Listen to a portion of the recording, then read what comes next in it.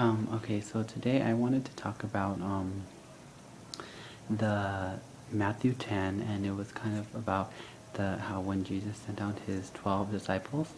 I just wanted to give a couple of my thoughts on Matthew 10 and how it kind of applies to something that happened to me today. So in the chapter, from what I recall, Jesus sent out his 12 disciples, and he told them that he wanted them to go and preach the gospel or his particular words across the regions where they were from. And so he told them that, specifically, he told them that when they did that, people were going to attack them. Um, People were going to, like, they had to be strong because people are like wolves, and when they see somebody who's righteous or who wants to kind of preach God's word, they automatically attack you. And that's kind of what happened to me today. Well, it didn't really happen in real life. Well, it did happen in real life, but it was more on an online forum type thing. And it was more about, do you believe in God? Does God exist?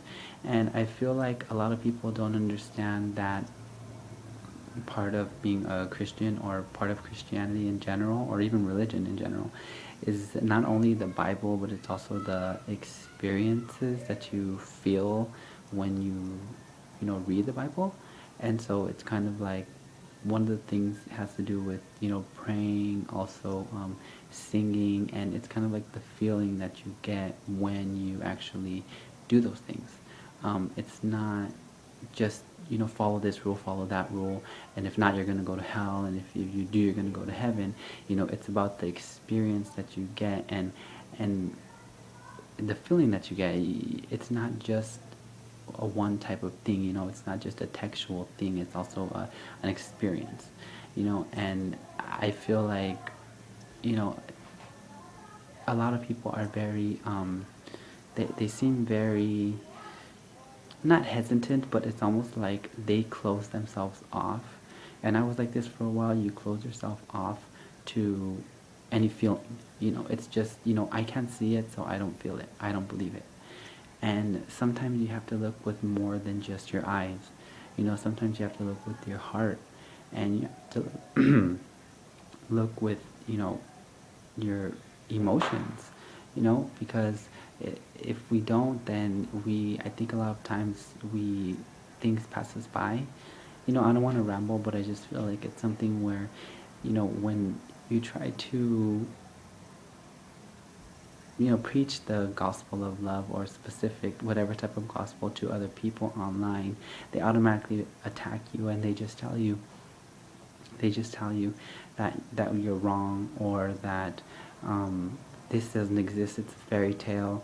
But I just thought that that was kind of ironic that even back then in Matthew 10, Jesus himself told the disciples, his first 12 disciples, he told them that that was what was going to happen.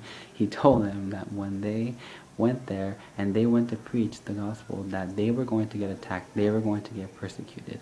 He already knew that was going to happen, and I feel like it's still happening today. But just knowing that he knew that Jesus knew that, and knowing that he knew that as long as we preach the word, that we would be in his favor. Like he says that if you, basically he says, if you speak in my favor, then you will have my favor. So basically he's just saying that if you speak on behalf of him, his words, then you're going to be in his favor. And then he also says that if you denounce him in public, then he will basically return that to you, and he will denounce you.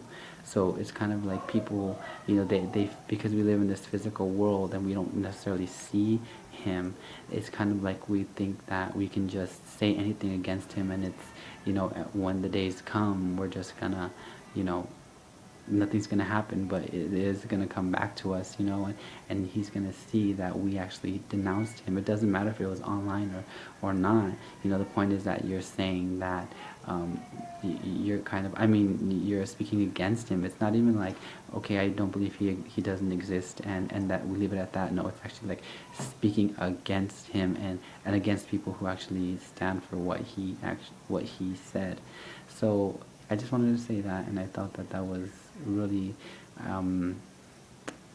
not foretelling, but I just thought that that was so applicable to what's happening today, especially for me, because I'm trying to get the word out, whether it's through YouTube videos or talking to other people, and sometimes they might look at me like I'm weird or crazy, or I don't know how they look at me, but I mean, I just wanted to say that, and that as I read the Bible, I see that more and more things that he said were going to happen are actually happening still today.